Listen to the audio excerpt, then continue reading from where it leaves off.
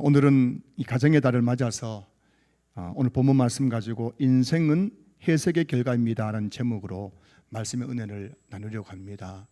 제가 이번에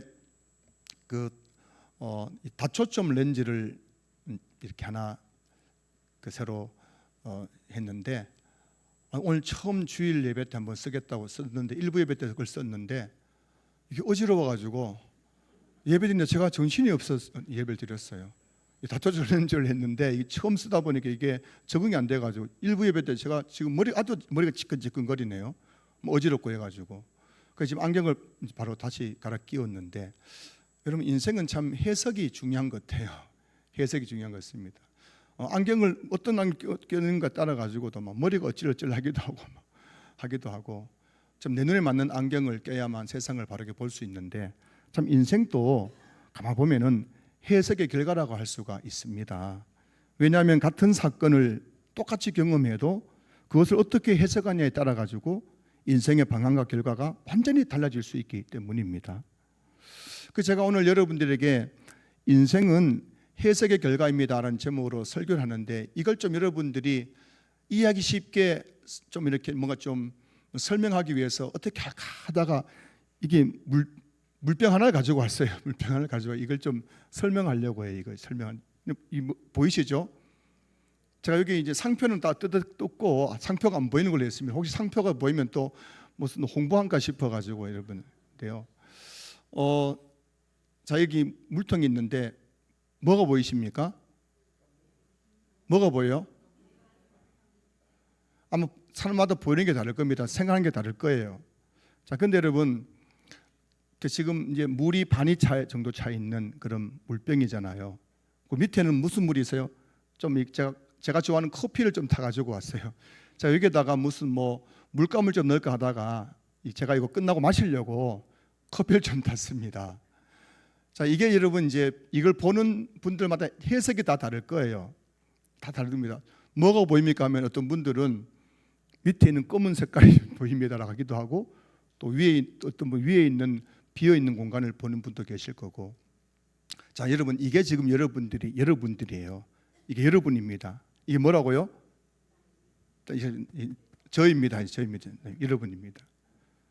여러분 이걸 보면서 여러분 보면서 어떻게 해석하느냐가 굉장히 중요하죠. 어떤 분들은 이 물병을 보면서 물이 반밖에 없네라고 그렇게 이 물병을 해석하는 분도 계실 겁니다. 또 어떤 분들은 이 물병을 보면서 물이 반이나 차 있네라고 이 물병을 해석하는 분도 계실 겁니다. 근데 이게 사소한 것 같고 별것 아닌 것 같지만 이런 작은 것에 대한 나에 대한 해석들이 쌓이고 모여가지고 결국 내 인생을 결정짓게 된다는 것입니다. 한 번은 뉴스를 봤는데요. 참 불우한 가정에서 자란 쌍둥이 형제에 대한 이야기가 나왔습니다. 가정이 굉장히 불우합니다. 아버지는 알코올 중독이고 늘 가난하고 어릴 적부터 제대로 끼니 한번 해결을 못했는데 늘 라면으로 끼니를 해결하고 그렇게 자란 형제가 있는데 그 형제 중에 하나는 나중에 커서 판사가 되었답니다. 근데 또 하나는 나중에 커서 전과자가 돼서 늘 교도소를 들락날락거리게 되었다는 거예요. 어떻게 이럴 수 있습니까? 똑같은 가정에서 한 부모 밑에서 똑같이 밥을 먹고 똑같이 자랐는데 어떻게 한 사람은 그런 불우한 가정을 딛고 판사가 될 수 있었으며 또 어떠한 사람은 그런 불우한 환경 때문에 또 삐뚤어져서 또 전과자가 되고 감옥을 들락날락거리는 사람이 된 걸까요? 그 이유가 뭐겠습니까? 그 이유는 바로 우리 가정을 어떻게 해석하는 차이가 아니겠습니까? 그 알코올 중독인 아버지를 바라보면서 늘 지질이 가난한 우리 가정을 보면서 그곳에서도 미래의 희망을 품고 이것을 불행으로 바라보지 않는 한 아들이 있는가 하면은 또 한 아들은 왜 나는 저런 부모를 만났을까? 왜 우리 가정이 이렇게 불우할까 하면서 늘 불평하고 원망하고 자란 한 사람이 있더란 겁니다. 이 해석의 차이가 결국은 그들의 인생을 완전히 천당과 지옥, 판사와 재수자로 만들어버리는 것 아니겠습니까? 인생이란 큰 한방에 의해서 결정되는 것이 아니라 이런 작은 해석들이 모여서 만들어지는 것이 우리의 인생이란 것입니다. 이 물병 하나를 보면서도 우리가 어떻게 해석하냐에 따라 가지고 여러분들의 어떤 마음속에 있는 그 마음가짐, 여러분의 삶을 바라보는 그 해석의 차이를 우리는 느낄 수가 있는 것이죠. 여러분, 가정의 달을 맞았습니다. 5월 가정의 달이잖아요. 자, 여러분, 우리 가정을 누가 세웠습니까?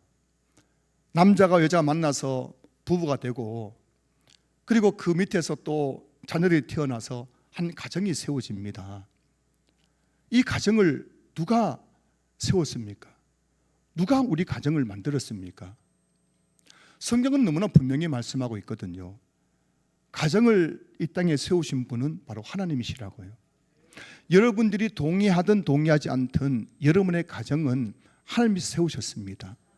그 남편을 만나고 그 아내를 만나고 또 내 배에서 이런 아이가 태어나 보니까 이런 부모를 만난 것, 이것이 다 우연이고 사람에 의해서 결정된 것 같지만 성경은 너무나 분명하게 이 가정에 세워진 모든 것은 하나님이 하신 일이라고 말씀하고 있습니다.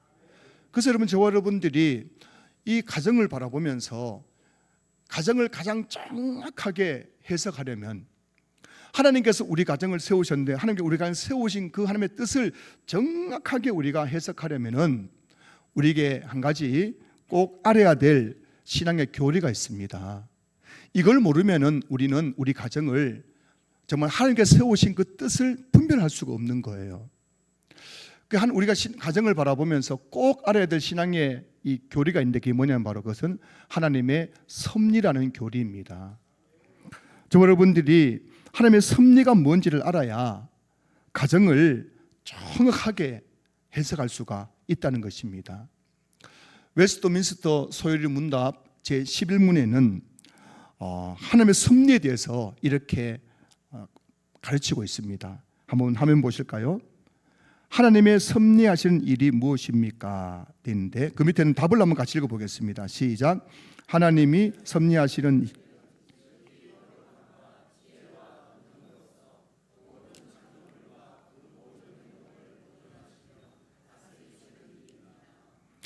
하나님의 섭리. 이 웨스트민스터 소요리 문답은 성경에 나와 있는 교리를 잘 정리해 놓은 것이죠. 성경에는 하나님의 섭리에 대해서 말씀하고 있는데 하나님의 섭리가 뭐냐면은 하나님께서 이 세상을 창조하셨을 뿐만 아니라 지금도 지극히 거룩하시고 지혜로우시고 전능하신 능력으로 모든 만물과 그 만물에게 일어나고 있는 그 모든 사건을 보존하시고 다스리신다는 것입니다. 이게 하나님의 섭리 교리인 거예요. 이런 하나님의 섭리의 교리에서 이 세상을 바라보면 이 세상에서 우연히 일어나는 일들은 단 하나도 없다는 것을 우리가 알 수가 있습니다. 우리 삶 속에서 일어나는 모든 일은 하나님의 섭리, 하나님의 그 지극히 거룩하시고 지혜로우시고 전능하신 능력으로 모든 만물을 보존하고 다스리신 하나님의 섭리 가운데 일어난 사건들이 우리 삶에 일어나고 있는 모든 일들이라는 것입니다.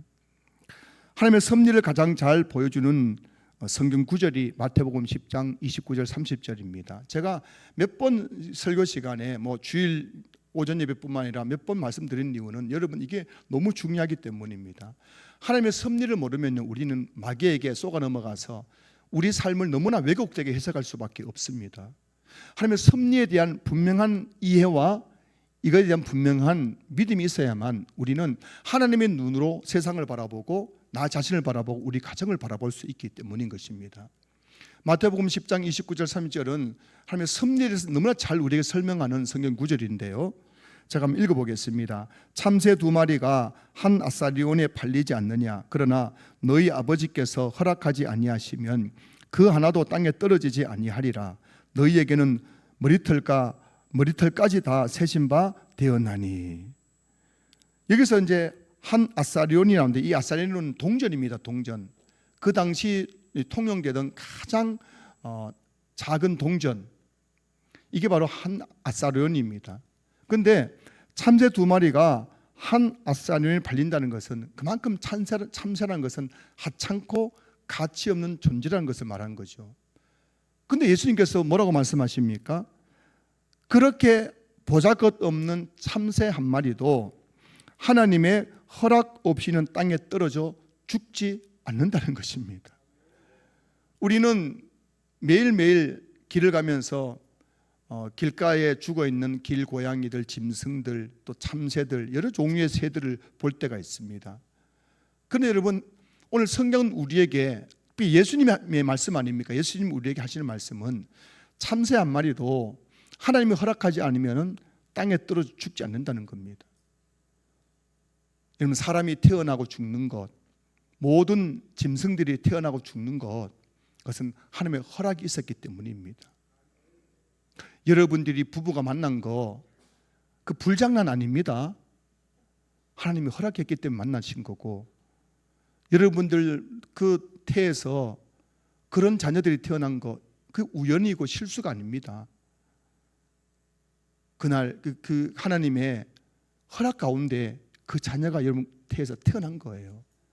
여러분 부모를 만난 것, 형제를 만난 것, 이거 하나 그냥 우연히 된 것이 아니라 모든 것들이 하나님의 섭리, 즉 하나님의 허락 가운데 일어난 사건이란 것입니다. 이걸 우리가 놓쳐버리면요, 세상을 완전히 엉뚱하게 해석해 버리게 되는 거예요. 내 자신도 그렇고 우리 가정도 그렇고 내 배우자를 바라보는 눈도 완전히 엉뚱한 눈이에요. 마귀가 지금 그냥 시키는 대로 우리는 해석할 수밖에 없어요. 그래서 제가 몇 번 말씀드렸지만 어떤 할아버지 할머니가 퀴즈에 나와가지고 TV에 나와서 이제 문제를 푸는데 이제 그 할아버지가 니캉 네사이라고 했더니 할머니가 뭐라 했다고요? 니캉 네사이 하니까 할머니가 뭐라 답했을까요? 왼수, 이렇게 왼수. 그 할아버지가 이제 이게 내작은 원래 그 정답은 천생연분이군요. 아니 내자 했더니만은 할머니가 평생왼수. 그럼 우리가 하나님의 섭리를 이게 이해하지 못하면요, 부부간에 어떻게 됩니까? 평생 왼수처럼 살아가는 경우가 너무 많은 거예요. 이게 마귀가 하는 일이군요. 그럼 우리 지금 여러분 중에도 아마 그런 분 계실걸요. 보기만 해도 제 왼수 싶은 그런 남편 아내가 있을 겁니다. 이건 여러분 우리가 정말 성경을 모르기 때문이고 하나님의 섭리를 모르기 때문에 우리가 그렇게 생각하는 바라보는 거예요.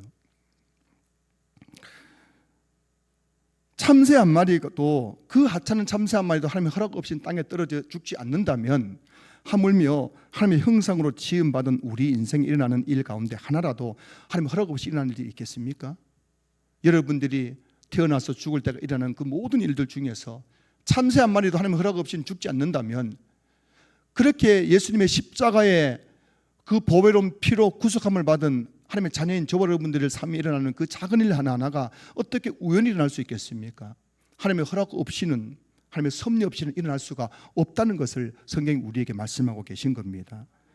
예수님은 이어서 너희에게는 머리털까지 다 세신 바 되었나니 라고 말씀하고 있죠.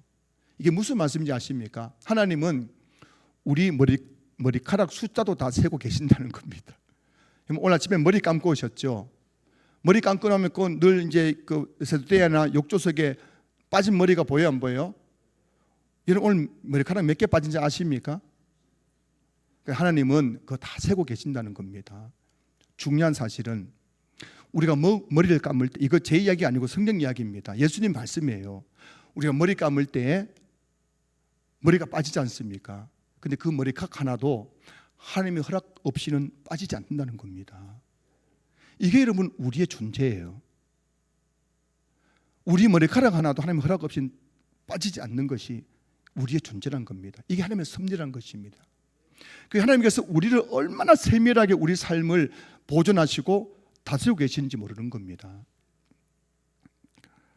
하나님의 섭리로 가정에서 일어나는 일들을 해석할 때 우리는 진짜 하나님께서 원하시는 우리 가정을 세워갈 수가 있는 것입니다. 하나님의 섭리로 해석하면 저와 여러분의 가정에 일어나는 모든 일들 중에서 하나님 허락 없이 일어나는 일들은 단 하나도 없다는 것을 우리가 깨닫게 되는 거예요. 오늘 본문은 요셉의 이야기입니다. 요셉은 17세의 형들에 의해 애굽의 노예로 팔려갔습니다. 그리고 오늘 본문은 요셉이 17세에 애굽에 팔려간 다음부터 22년이 지난 그의 나이가 39 되었을 때의 이야기입니다. 그럼 22년 동안 요셉에게 어떤 일이 있었습니까? 어느 날 그 형들이 들판에 있는 형들을 찾아갔는데 갑자기 형들이 돌변해가지고 자기를 포승줄에 묶어가지고 웅덩이에 집어 던지고 또 나중에는 자기를 그냥 은 20에 노예 상인들에게 자기를 팔아버렸습니다. 오늘 갑자기 형들이 나를 노예로 팔았습니다. 그리고 애굽에 끌려가가지고 13년 동안 노예 생활을 했습니다. 여러분 그 13년이 요셉에게 얼마나 고통스러운 시간이었겠습니까? 얼마나 발마다 울었겠습니까? 저는 26개월 동안 군생활을 했는데요, 진짜 밤에 혼자 울 때가 많았습니다. 집에 가고 싶었어요. 혼자 밤에 엄마 하면서 그 군생활이 진짜 힘들더라고요. 근데 여러분, 제가 26개월 동안 겪었던 군생활과 요셉이 애굽의 노예 생활 중에 어느 게 더 힘들었을까요? 요셉이 훨씬 더 힘들지 않겠습니까? 저는 26개월 군생활을 하고요, 전역하는 날 이제 부대에서 이제 탁 인사하고 나왔잖아요. 나오면서 뒤를 한번 휙 돌아보면서 내가 다시는 북쪽 향해서 오줌을 누는가 봐라. 그러면서 내가 전역했거든요. 너무 힘들어가지고요. 저 때만 해도 구타가 있었거든요. 얼마나 고참들이 괴롭히는지 힘들었어요. 제가 이 괴롭힘 당한 거에 비하면 요셉에 비하면 저는 아무것도 아니었죠. 요셉이 그 애굽에서 겪었던 그 수많은 일들, 그리고 22년이 흘렀습니다. 그리고 오늘 본문에 보면은 그 22년 만에 다시 그 형들을 다시 만나게 된 내용이 오늘 본문의 내용인 거예요. 여러분 감회스럽지 않겠습니까? 이게 무슨 운명의 장난입니까? 아마 이 장면에서 요셉이나 형들 모두 만감이 교체했을 것입니다. 오늘 본문 3절 보시면은 요셉이 이렇게 말해요. 요셉이 그 형들에게 이르되 나는 요셉이라 내 아버지께서 아직 살아 계시니까. 형들이 그 앞에서 놀라서 대답하지 못하더라. 여러분 오늘 본문에 보면은 22년 만에 요셉과 형들이 다시 만났는데 애굽에 노예로 팔려왔던 요셉은 애굽의 총리가 되어 있고, 동생을 노예로 팔았던 형들은 지금 양식 구하러 지금 요셉 앞에 지금 엎드려 있는 겁니다. 얼마나 마음이 교체했겠습니까? 그 형들 입장에서 보면은 놀라서 지금 아무 말을 못하는 거예요. 얼마나 깜짝 놀랐겠습니까? 그렇게 죽은 줄 알았던, 그리고 노예로 그냥 살아갈 줄 알았던 동생 요셉이 총리가 돼서 눈앞에 나타났으니까 얼마나 놀랐겠습니까? 아마 속으로 야 이제 죽었구나, 이제 우리 죽었다, 이제 동생이 우리를 죽이겠구나, 그런 마음 들지 않았겠습니까? 인간적으로 생각해 보면은 정말 지금 이 다음 장면 우리가 충분히 상상할 수 있지 않겠어요? 인간적으로 생각하면 다음 장면은 어떤 장면이 나오겠습니까? 그 요셉이 그 형들을 보면서 당장 그냥 20년 동안 당했던 걸 생각하면서 막 치를 떨면서 당장 저놈들 목을 쳐라 이렇게 했지 않겠습니까? 목만 쳐가지고 되겠습니까? 잔인하게 고문해가지고 막 죽이고 싶겠죠. 인간적으로 생각하면은. 그래서 여러분 제가 이제 이 성경 말씀을 이제 묵상하면서 요셉이 인간적인 마음을 품고 형들에 대한 그 어떤 미움과 증오를 가지고 22년을 살았다면은 아마 요셉이 이런 시를 쓰지 않았을까 싶어서 시를 한 편 써봤어요. 한번 들어보세요. 요셉의 마음속에 지금 분노와 증오가 가득한 그 요셉이 쓴 시 한번 들어보세요. 제목은 복수를 꿈꾸는 애굽의 밤이라고 한번 책해봐요. 복수를 꿈꾸는 애굽의 밤. 나는 아직도 기억한다. 도단의 그 들판을, 형들의 발자국 소리와 내 옷이 찢기던 순간을. 형들은 내 비명을 들었다. 살려달라는 내 울음을 들었다. 그런데도 그들은 은전 맨입에 나를 팔아넘겼다. 형들이 나를 버린 날 나는 사람을 믿지 않게 되었다. 아니 하나님마저 믿기 어려워졌다. 꿈을 주신 분도 하나님이셨고 나를 구덩이에 던져 넣으신 분도 결국 하나님 같았다. 애굽의 밤은 길었다. 노예의 쇠사슬보다 내 마음의 원한이 더 무거웠다. 나는 매일 다짐했다. 살아남아야 한다. 살아서 반드시 그날을 갚아주리라. 형들이 나를 내려다보던 눈빛, 그 차가운 침묵, 웃으며 은전을 세던 손가락까지 나는 하나도 잊지 않았다. 누군가는 말한다. 시간이 지나면 상처도 흐려진다고. 거짓말이다. 상처는 늙지 않는다. 원하는 세월 속에서 더 깊고 검어질 뿐이다. 나는 애굽의 창고를 채우면서도 마음속에는 복수의 칼을 갈았다. 곡식보다 더 차곡차곡 쌓인 것은 형들을 향한 증오였다. 만약 언젠가 형들이 내 눈앞에 무릎을 꿇게 된다면 나는 그들의 떨리는 눈을 끝까지 바라보리라.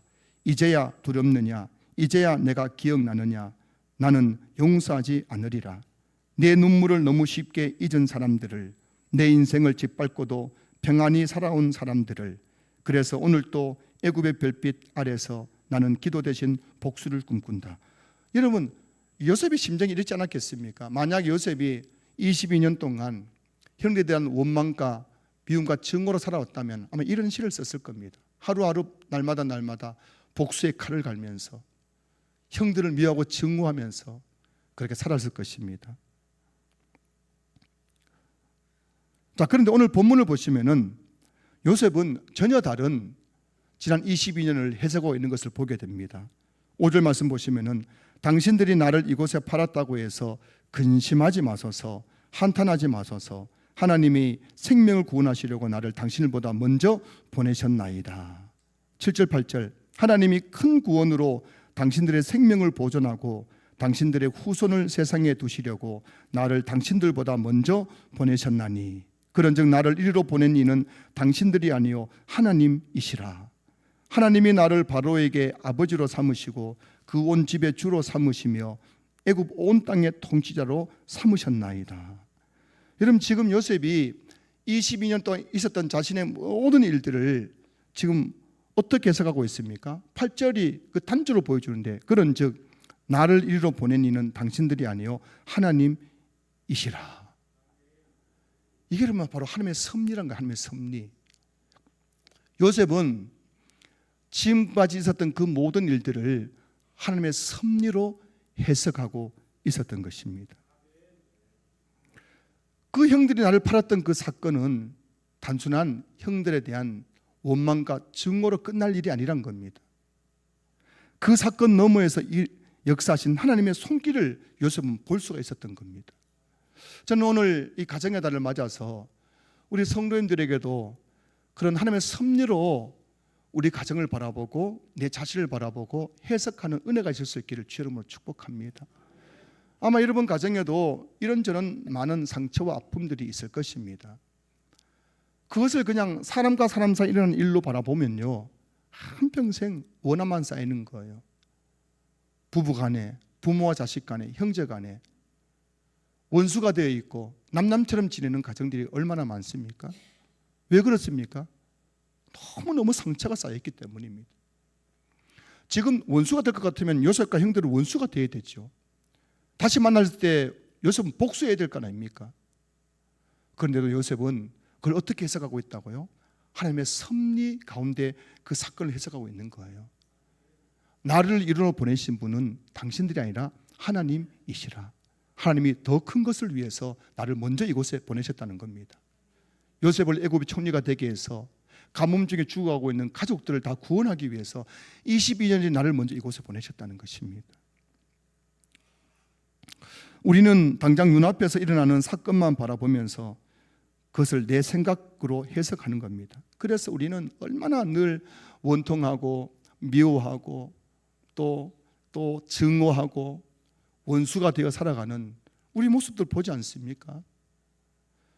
요셉은 그렇지 않았다는 거예요. 요셉은 나에게 일어나고 있는 그 모든 일들이 하나님의 섭리 가운데서 하나님의 허락하심 가운데 일어난 사건이었음을 오늘 고백하고 있는 것입니다.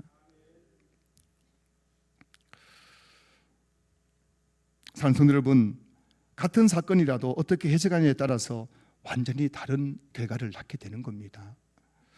형들이 자신에게 행한 악한 일을 미움과 증오로 해석하면 요셉의 인생은 복수의 이야기로 끝났을 것입니다. 하지만 요셉은 자기가 일어난 그 모든 일들을 하나님의 섭리로 해석했기 때문에 요셉의 인생은 구원과 은혜의 이야기가 된 것입니다. 그래서 저는 이제 오늘 본문 설교를 준비하면서 그 요셉이 하나님의 섭리로 그 자신의 그 사건들을 해석하고 있지 않습니까? 그런 관점에서 이제 요셉의 그 어떤 이야기를 한편의 시로 한번 이렇게 제가 한번 만들어 봤는데 한번 들어보세요. 그 제목은 꿈은 사라지지 않는다는 것인데 그 하나님의 섭리를 믿는 요셉의 그 어떤 해석에서 자신의 삶을 한번 이렇게 시로 한번 만들어 봤어요. 한번 들어보세요. 어린 날 밤하늘 아래서 나는 꿈을 보았네. 해와 달과 별들이 내게 절하는 꿈을, 그 꿈을 말했을 뿐인데 형들의 눈에는 미움이 되었고 아버지의 사랑은 나를 외로운 길로 이끌었네. 도단의 들판에서 형들의 손에 붙들려 깊은 구덩이 속에 던져졌을 때 나는 물었네. 하나님, 주께서 주신 꿈이 맞다면 어찌하여 이 길은 어둡기만 합니까? 낯선 상인들의 발자국 소리, 애굽으로 향하는 긴 행렬, 종의 쇠사슬보다 무거운 것은 버림받았다는 슬픔이었네. 보디발의 집에서도 나는 주를 섬기듯 일했으나 억울한 누명을 쓰고 감옥 문이 내 앞에 닫혔네. 하루가 지나고 한 달이 지나고 한 해가 바뀌어도 꿈은 이루어질 기미가 없었네. 그러나 감옥의 밤마다 나는 알게 되었네. 구덩이에도 하나님이 계시고 노예의 길에도 하나님이 계시며 감옥의 문 뒤에도 하나님이 계심을, 사람은 나를 잊어도 하나님은 나를 잊지 않으셨네. 꿈은 늦어질 수 있어도 사라지지 않으며 하나님의 약속은 구덩이를 지나고 노예 생활을 지나고 감옥을 지나서도 반드시 목적지에 이른다는 것을 오늘도 나는 기다리네. 보이지 않아도 일하시는 하나님, 이 눈물의 세월까지도 주께서 선으로 바꾸실 것을, 그러므로 나는 낙심하지 않으리. 꿈보다 크신 하나님이 나와 함께 계시기 때문이라. 여러분 이렇게 한번 해봤어요. 여러분 요셉이 지금 22년 만에 형을 만났을 때 요셉이 인간적으로 원한과 상처만 가지고 살아왔다면 아마 얼마나 증오스러웠겠습니까? 그런데 하나님의 섭리로 그 형들을 바라보니까요, 그게 다 이해가 되는 모습을 보게 되는 것입니다. 우리 인생에도 그리고 우리 가정 안에도 이해할 수 없는 많은 일들이 일어나고 있습니다. 왜 이런 일을 겪어야 하는지, 왜 이런 슬픔과 아픔을 지나야 하는지 설명할 수 없는 순간들이 너무나 많습니다. 때로는 가까운 가족에게 상처를 받고 예상하지 못한 문제와 고난 앞에서 마음이 무너질 때도 얼마나 많은지요. 왜 하필 우리 가정일까? 왜 하필 나에게 이런 일이 일어날까? 이 질문 우리 마음속에 끊임없이 올라올 때가 있습니다. 그런데 여러분, 오늘 요셉의 이야기가 우리에게 뭘 말해주고 있는 겁니까? 우리 삶에 일어나고 있는 그 모든 일들 하나하나도 하나님의 허락 없이 일어난 일은 없다는 것입니다. 여러분, 이 하나님의 섭리를 우리가 알고 이해해야 정말 내 인생을 바로 해석할 수가 있어요. 그리고 우리 가정을 정말 바르게 해석할 수가 있는 것입니다. 오늘 이곳에 계신 우리 성도님들이 정말 이 예배를 드리면서 다시 한번 하나님의 섭리에 대한 이 성경의 이 교훈을, 진리를 다시 한번 깨닫는 시간, 그것을 나의 것으로 받아들일 수 있는 시간 되었으면 좋겠어요. 여러분 다 거듭 말씀드립니다. 여러분의 가정에 일어나고 있는 그 모든 일들은 하나님의 허락 없이 된 일은 하나도 없습니다. 모든 것이 하나님의 그 섭리 가운데 일어난 사건이었고, 하나님은 그 모든 것들을 합력해서 그것을 손으로 바꾸시는 것입니다. 그래서 오늘 설교를 통해서 다시 한번 여러분들 요셉의 그 눈으로 내 자신을 해석하고 또 요셉의 눈으로 우리 가정을 해석하는 그런 놀라운 은혜가 있을 수 있기를 주님의 이름으로 축복합니다.